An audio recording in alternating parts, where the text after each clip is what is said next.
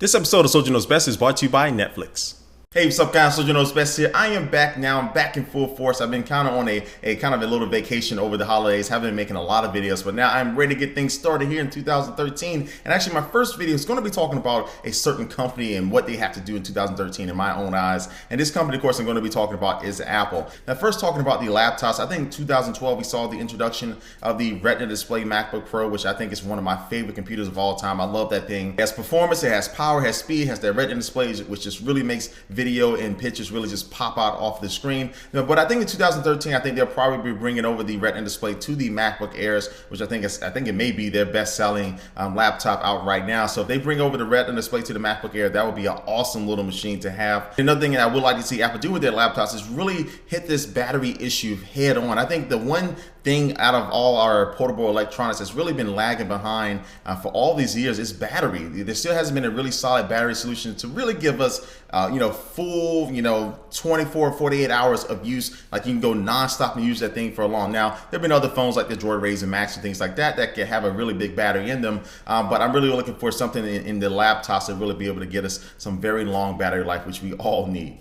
Now moving on to the desktops, Apple made a late entry in the desktop marketplace with these new very slim iMacs that they released back here in late November and December. And I really do like this. It's a 27-inch iMac. I did do a review on this bad boy on my channel, but I think for the most part, Apple is good with the regular consumer desktops. But when it comes to the pro users who really want a fully customizable Mac, which the only one they offer is going to be the Mac Pro, Apple is too far behind, and it's really no excuse for a company that has the type of money that they have, and us as consumers are really pouring a lot of money into them.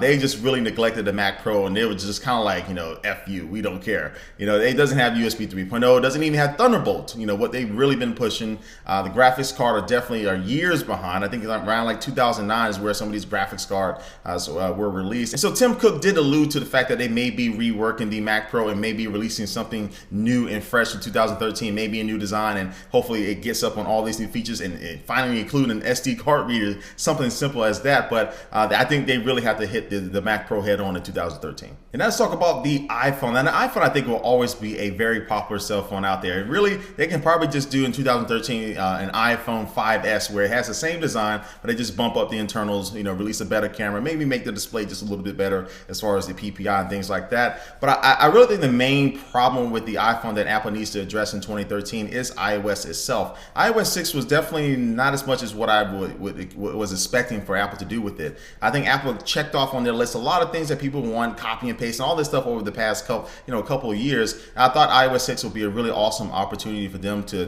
just introduce some new features that we just haven't seen before on an iPhone, but they definitely didn't do that. Apple Maps or iOS Maps is really an easy target to go after. I'm not going to do that in this video, but I think generally when you look at Android, you look at the evolution of Android, which is definitely their biggest competition.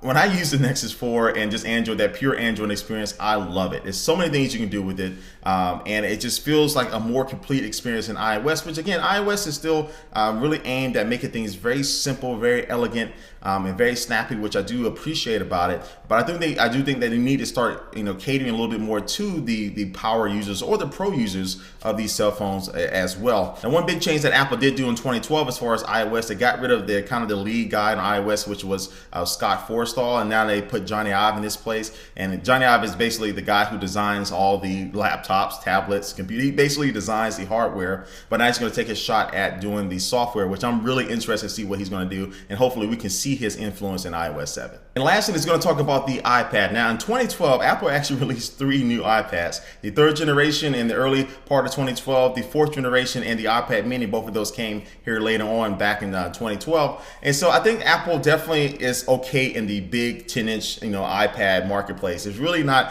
any major competition there. I like the Nexus 10 as far as a 10-inch tablet, but other than that, it's really not a tablet out there that's really going to challenge the bigger brother, the iPad, at least not now. That may change in 2013. But when it comes to the iPad mini, they're really the new kid on the block, because the Nexus 7 and the Kindle Fire have been selling very well and have proven themselves in this 7-inch form factor, but around $200 to $250 price point, which I think a lot of people are definitely liking that price point versus versus $500 starting off with the iPad, the bigger brother iPad. And there's two things I think Apple needs to do with the iPad mini. One, put a Retina display in that bad boy. If you've been using the Retina display and you go to the iPad mini, it's definitely a drop off in quality. And then two, probably try to get that price down a little bit more in the $200 price range. $299 would definitely be a lot more appealing than $329. And I think that Apple can do that with this next generation iPad mini, whatever they're going to call it. I think that'll be a pretty awesome step for them to do that. So anyway, I don't want this video to go too long, but these are all the things that I want to see from Apple. And I think if Apple can do these things, I think they'll have a very solid 2013.